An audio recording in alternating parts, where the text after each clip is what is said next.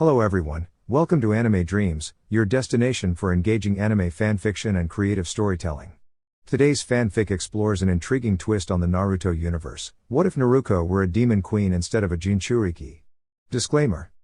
The content on this channel is intended solely for entertainment and discussion purposes. I do not claim ownership of any anime footage featured in this video. All rights and credits belong to their respective creators and copyright holders. Let's dive in. The sky cracked with lavender fire the day Naruko Uzumaki was crowned Demon Queen. In a world where shinobi ruled the land and chakra flowed like rivers through every tree, stone, and soul, there stood a kingdom forgotten by most, hidden not by secrecy, but by fear. It was known as Yomi no Kuni, the land beyond the fog. And in this land, among creatures of shadow and starlight, a girl with golden hair and eyes like twin suns had risen to the throne. Naruko Uzumaki had never been a Jinchūriki in this world. The fox spirit Kurama, known in other dimensions as the Nine Tails, had never been sealed inside her. Instead, the demon realm had sensed something ancient and powerful in her, not darkness, but defiant light. Not malice, but mischief. She was born human, raised in the hidden leaf, but fate had different plans. A strange portal had opened beneath her feet when she was just a baby, sweeping her into the demon realm on the night of a rare celestial eclipse. The demons had watched her grow. Some feared her, some mocked her. But the oldest of them, ancient beings with memories older than the moon, knew what she was. Not just a girl. Not just a visitor. She was the spark of balance. The demon queen foretold in riddle runes and etched across stone walls deep in the abyssal library. Naruko, however, had never cared for prophecies. "I don't want to rule anyone," she had shouted as a 10-year-old, standing atop the back of a massive flying bat named Goromaru. "I just want everyone to stop fighting all the time." The demons had blinked. Stopped. Considered. Then, to everyone's surprise, many had agreed. They were tired too, of wars, of ancient grudges, of cold nights in colder caves. So, bit by bit, they began to follow her. Not because of her power, though it was considerable, but because of her laughter. Her optimism. Her relentless belief that things could be better. Now, at age 12, Naruko stood crowned beneath a storm made of spirit fire. Her crown wasn't made of gold or bone, it was woven from threads of flame and wind, gifted by the great elementals of the four corners.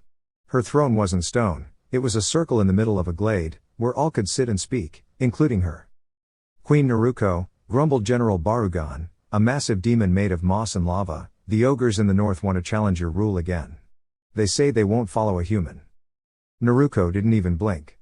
She sipped her blueberry bubble tea, then set it down with a sigh. "Well, Barugan, tell them I'll race them. If they win, I'll step down. If I win, they build me a hot spring slide." Barugan stared at her. "A slide?" "Yep.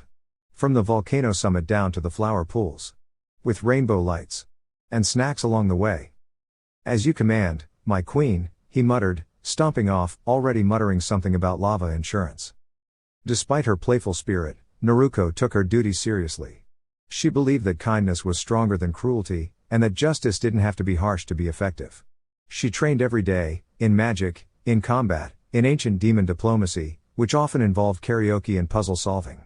She visited villages, sat with spider folk and stone giants, healed wounded wyverns and taught little imps how to read. But not everyone loved the changes. In the deepest caves of the unseen, a figure watched her rise with growing unease. Lady Yurei, the Phantom Duchess, had once ruled the demon realm with an icy hand. She believed in order through fear, and she saw Naruko's rule as dangerous, soft, silly, and far too human. "She will undo centuries of discipline," Yurei whispered to her mirror of mist. "The children will grow wild. The lands will forget their darkness. I must act." And so she began to weave a plan. She would challenge Naruko not in war, but in legacy. "I will awaken the forgotten beasts," she hissed, "and I will show the realm what true demon royalty looks like." Meanwhile, Naruko was trying to plan her birthday party. "I want mochi towers," she told her assistant, a small talking cat named Pico. "And floating lanterns shaped like jellyfish." "Noted," said Pico, writing furiously. "And entertainment? Fire dancers from the east. And that juggling goblin troupe. And, ooh. Can we invite Kakashi-sensei from the Leaf? I miss him." Pico twitched his whiskers. "That might be complicated." Naruko paused. Her eyes dimmed just slightly. "Yeah. I know. The humans still think I vanished. They probably gave up. But that wasn't true. Back in Konoha, Team 7 had never stopped searching. Sasuke trained harder than ever, his cool exterior hiding worry. Sakura pored over books on interdimensional theory. And Kakashi. He quietly left out ramen for her every Thursday, just in case. "I'll find you, kid," he muttered one night to the stars. "No matter where you are." Back in the demon realm, the ground trembled. The sky dimmed. The wind stopped laughing. Something was waking up beneath the mountains, something older than the realm itself. And Naruko? She stood at the center of it all, hands on her hips, her crown glowing, her eyes bright. "Looks like adventure's calling again," she said with a grin. "Let's show them what a real queen can do." The next morning dawned with clouds shaped like dumplings and sunlight pouring like honey over the Valley of Whispers. Naruko stretched in her bed, a bouncy, cloud-soft pile of dreamweaver vines and phoenix feathers, and let out a dramatic yawn. "Good morning, demon realm," she called, throwing open her balcony doors. Birdfish fluttered in the warm breeze, chirping cheerful melodies. Below, imps in aprons were stringing up decorative paper lanterns, each glowing with floating runes that spelled out birthday wishes. "Only 3 days left till your big party," said Pico the cat, perched neatly on a windowsill with a scroll tied to his tail. "Would you like to review your guest list? Or the music lineup?" Naruko flopped backward onto a giant mochi pillow. "Ugh. Can't I just wing it? Parties are more fun when they're messy." Pico sniffed. "As your royal celebration coordinator, I must respectfully disagree. We need schedules. Seating charts. Snack plans. Emergency glitter backup." That made Naruko sit up. "Okay, fine, I do want extra glitter. Especially for the dancing raccoons." Pico marked it down. But as she glanced out over her queendom, the pastel forests, the crystalline lakes, the upside-down mountains gently humming above the horizon, Naruko's smile faded just a little. "Pico. Do you think being queen means I can't have normal days anymore?" The little cat looked up. "What do you mean?" "Like, no missions, no team, no goofing off in noodle shops. Just me doing queen stuff all the time. Making decisions. Solving problems. Smiling for portraits." Pico patted closer and sat beside her. "You know, my queen. Ruling isn't about being serious all the time. It's about listening. It's about heart. You've brought joy, music, and bubble tea to places that used to echo with growls. That's not just royal, that's legendary." Naruko giggled. "You think so?" "I know so." Just then, a gust of cool air drifted in, carrying with it a strange sound, like bells playing underwater. Naruko's ears perked. "That's not part of the festival rehearsal, is it?" "No," said Pico slowly, his tail twitching. "That's coming from the echo caverns." Naruko was already up, tying her hair into 2 high puffs and summoning her hoverboard made of wind stone. "Come on. Let's check it out." Within moments, they were gliding through the sky, past floating clouds shaped like furniture, past a choir of singing flowers, and toward a sparkling canyon nestled beneath an arch of stardust. The echo caverns shimmered with soft blue light. A gentle mist rose from the ground, and within it danced shapes, not scary, not dark, but curious. Playful. Like echoes that didn't want to be forgotten.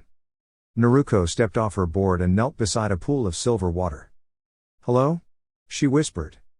A shape formed in the mist. Not a monster. Not a ghost. A child. It had big round eyes, soft antlers, and a giggle like wind chimes. Around it, more shapes appeared, children of different kinds, all glowing with light. Pico gasped. "These are the forgotten beasts." Naruko blinked. "But I thought they were ancient warriors or something. These are just kids." "They were ancient," Pico said softly. "But not warriors. They were the first playful spirits, ones who brought dreams to children, and laughter to the night winds. They vanished long ago when darkness started taking over. Everyone thought they were lost." The antlered spirit tilted its head. Then, in a voice like a music box, it said, "You laughed so loud, we woke up." Naruko laughed again, arms wide. "Welcome back, then." The little spirit blinked, then zipped forward and booped her on the nose with a sparkle of light. Suddenly, memories filled her mind, of Sky Circus trapeze artists, giggle puddles, and races between moon sleds across comet trails. It wasn't overwhelming. It was fun. "We missed this," said another spirit, a floating creature shaped like a ribbon of light. "We want to play again." Can we stay? Naruko beamed. Of course you can. You're part of the realm, just like everyone else. Want to come to my birthday party? Cheers erupted from the spirits, echoing through the cavern like bubbles. Back at the palace, preparations were in full swing. The mochi towers were being carefully stacked by golems wearing chef hats. Rainbow banners flapped in the wind. The band, a collection of frogs, beetles, and a very serious accordion player, was tuning up.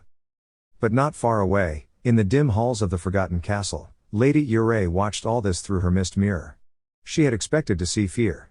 Chaos. The return of powerful spirits that would challenge Naruko's throne. Instead, she saw party invites being handed to sky fairies. She invited them? Yurei hissed. She's turning legendary beasts into guests? Her mirror crackled.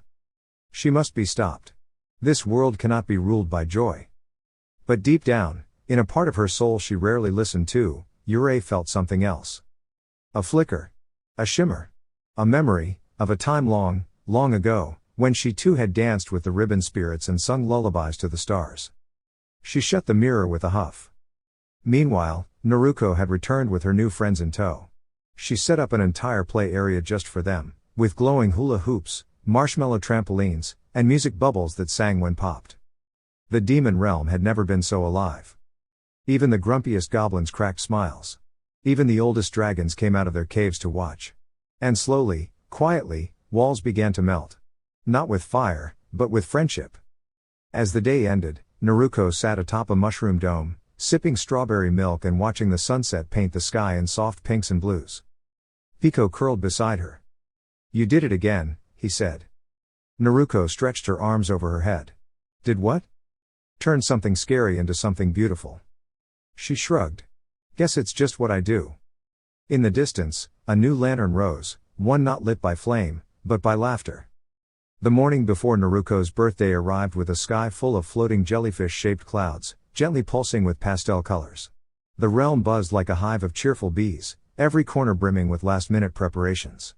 A group of broom-riding brownies polished the moonlight chandeliers. Centaurs danced through flower fields collecting petal confetti. Even the river spirits were weaving streamers made from dewdrops and glimmers.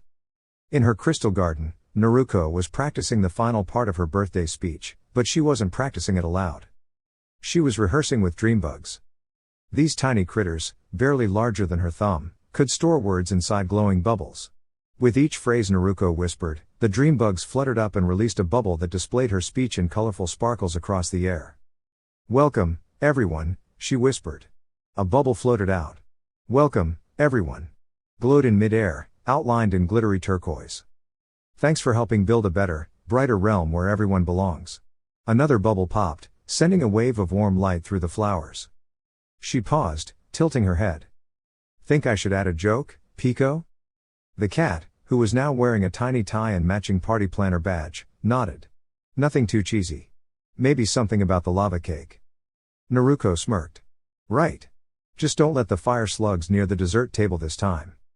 The dreambug flashed yellow in agreement. Far beyond the glittering gardens, in a grove where trees grew backward and the air smelled like stardust and strawberries, the young forgotten beasts were building a surprise of their own, a sky carousel. It was Naruko's favorite kind of ride, swirly, spinny, and full of music. But this one would fly across the sky in gentle figure eights and release bursts of confetti shaped like dancing stars. Faster, giggled the ribbon spirit, who'd taken the role of conductor. Straighter, squeaked the cloudling, trying to glue together a track made of moonbeams. They weren't the best engineers, but they were the most enthusiastic. And with help from a few retired wind elementals, the ride was almost finished by midday. Back in the throne glade, Naruko was welcoming her first guests.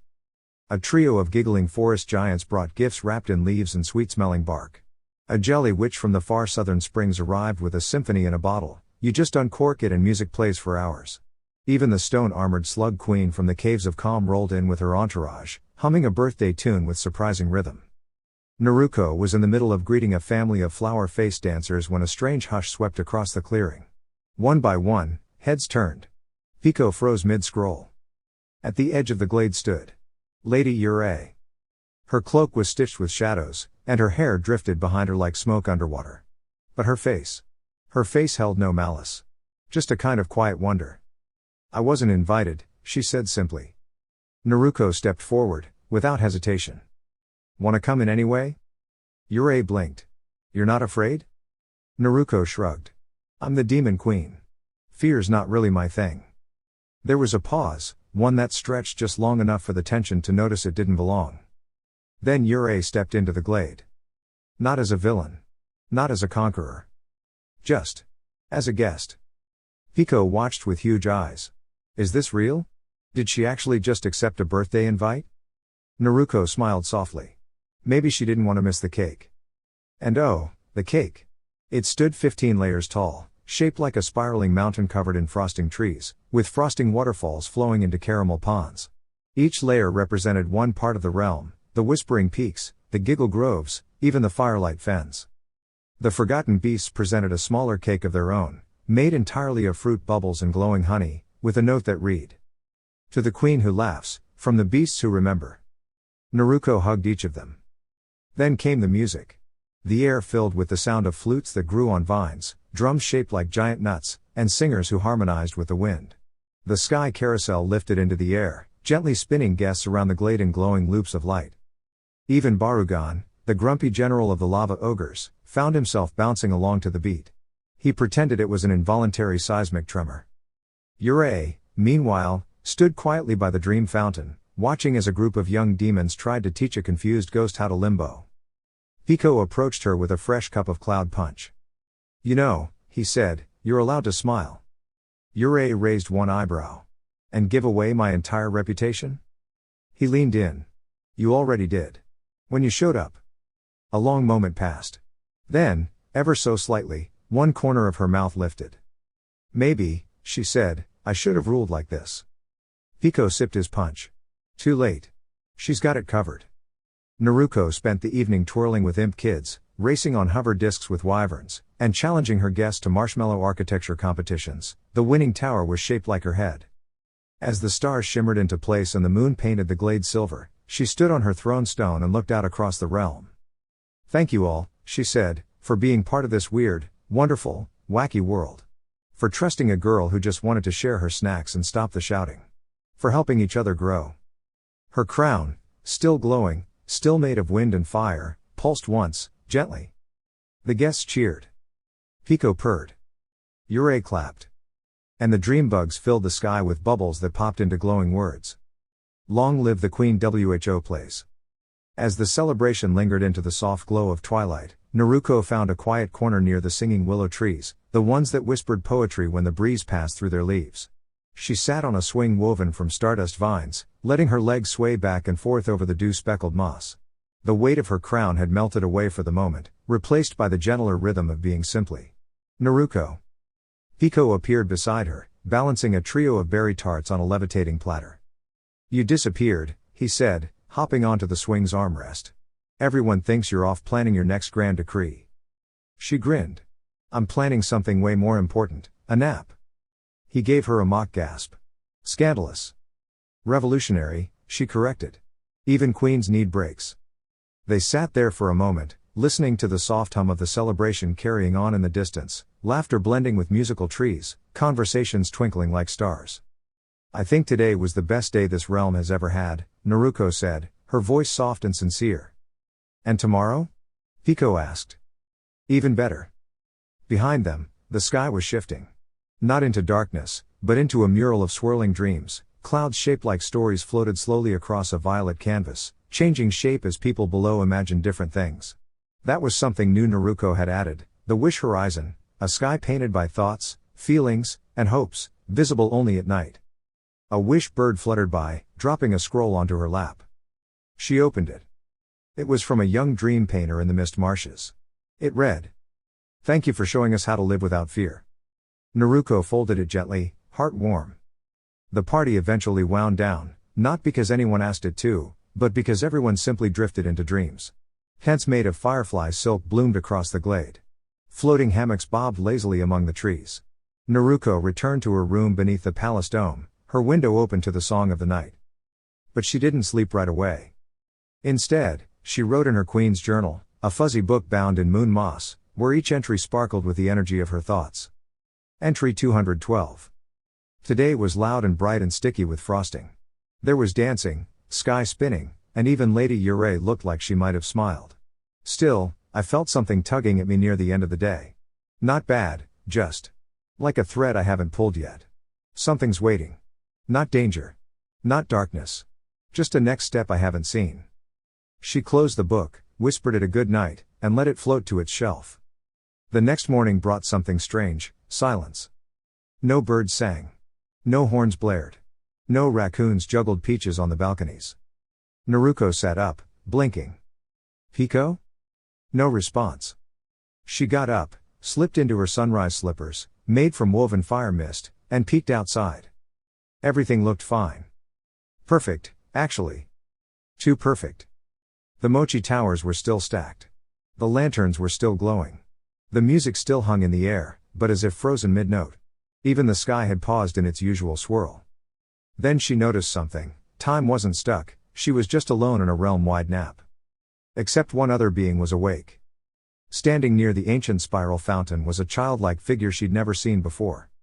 They had glowing eyes, stars for freckles, and a cloak made entirely of ticking clock hands. When they turned, the air shimmered with golden ripples. Naruko approached cautiously, not in fear, but in the curiosity of someone used to surprises that weren't always bad. "Hi," she said, raising a hand. "You're not from around here, huh?" The figure nodded slowly. "No. I'm from the between." Naruko blinked. "Like the space between dreams and waking?"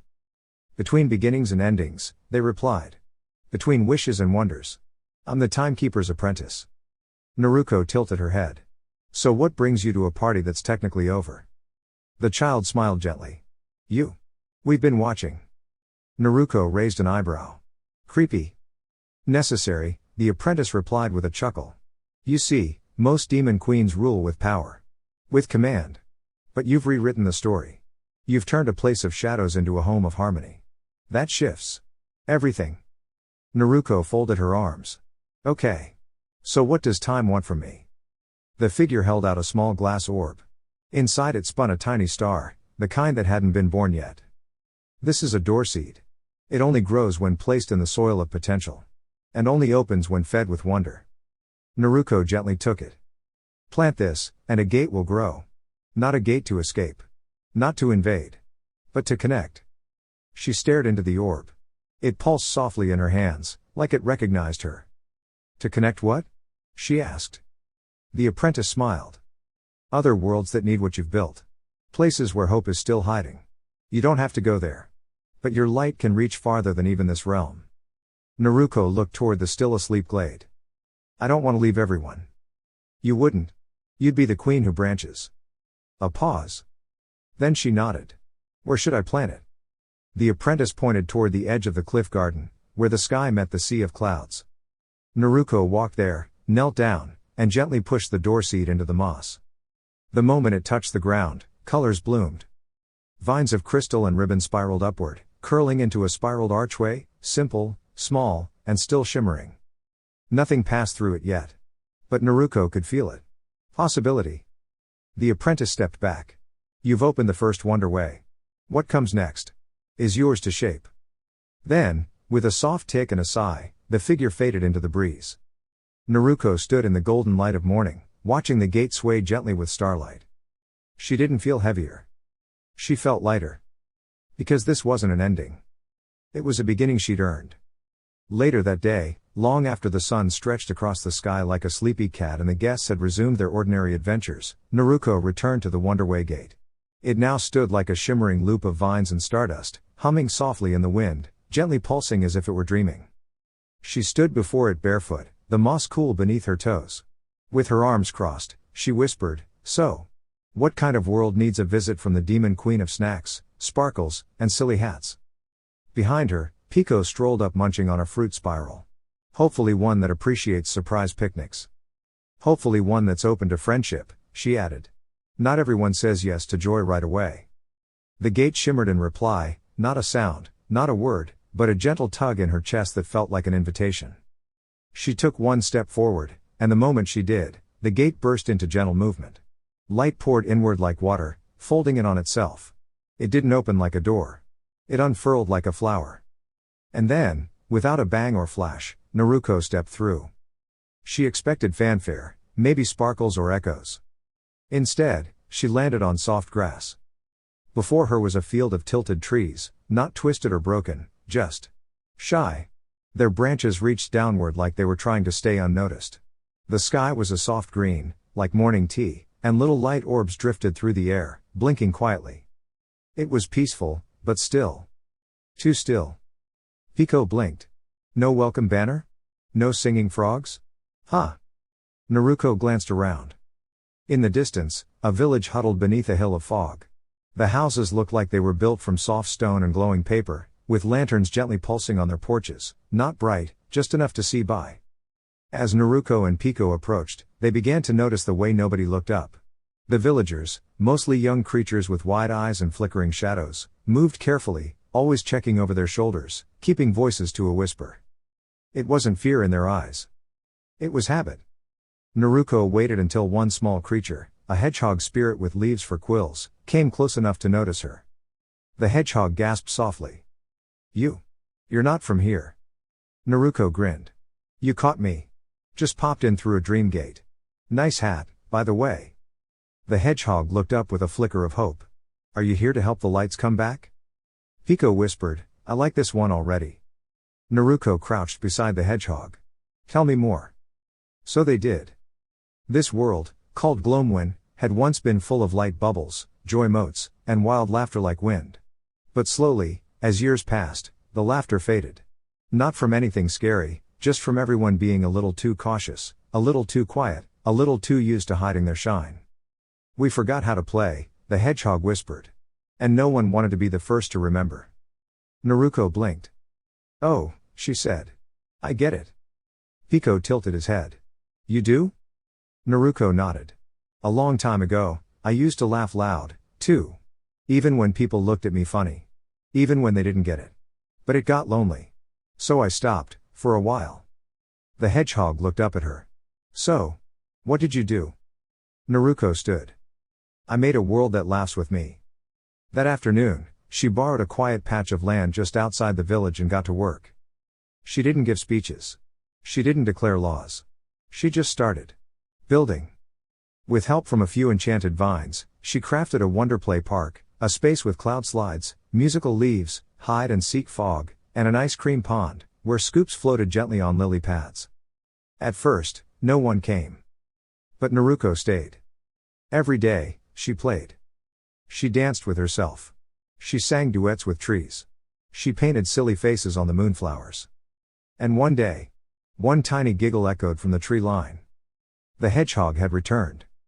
Then came a beetle child. Then a floating mist fish. One by one, curious hearts tiptoed back toward fun. Soon, the park was alive, soft laughter, cautious games of tag, giggles turning to hoots. No big, scary magic. Just warmth. Naruko never told anyone to be brave. She just made it okay to be joyful. Even the village lights began to glow brighter, not because of spells, but because the villagers started wanting to shine. And still, Naruko stayed for a while longer, long enough to build a whimsy library, filled with books that wrote themselves based on whoever opened them. She crafted hug orbs that followed lonely folks around and played soft music until they smiled.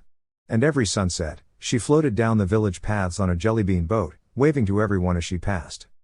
Then, one misty morning, she woke up and knew it was time to go. The hedgehog hugged her. Will we see you again? Naruko smiled. The Wonder Way is open now. So maybe. You'll come visit me next time.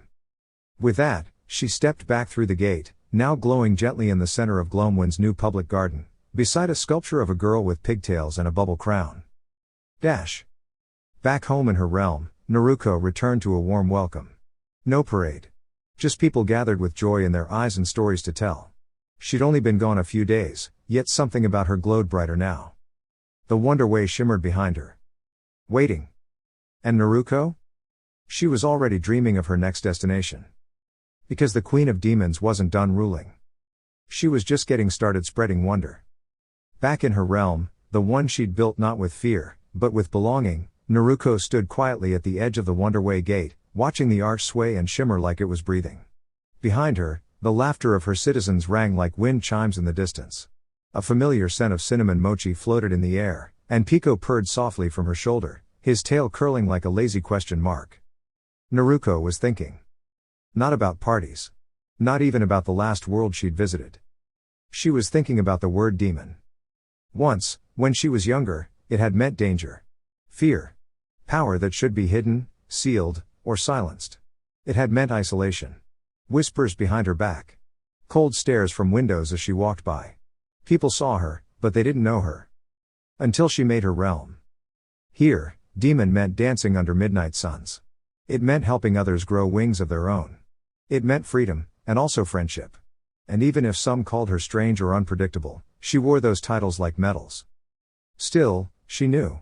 Somewhere beyond this gate, others still believed demons were just stories of destruction. That meant her work wasn't done. Where to next? Pico asked, reading her thoughts. Naruko didn't answer with words. She simply stepped forward and placed her hand on the Wonderway vine. Instantly, a ripple of soft golden light pulsed from her palm, and the gate began to bloom again, slowly, patiently, as if asking, "Are you sure?" "I am," she whispered. With a blink of light and a burst of cinnamon wind, they vanished. The new world was cold. Not cruel, just quiet and chilled like the inside of a snow globe. Naruko found herself standing in a vast field of blue grass that hummed faintly when stepped on.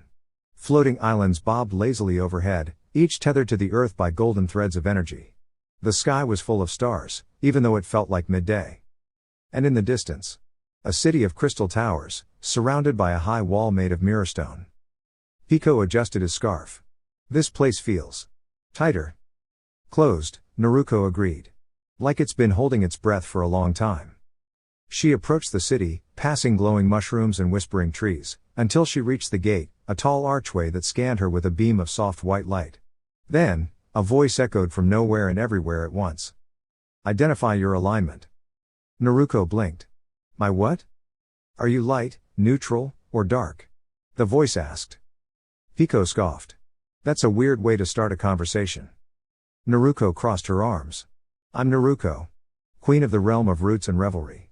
Demon queen by title, friend by choice. That work for you?" There was a pause. Then a soft ding, and the gate opened.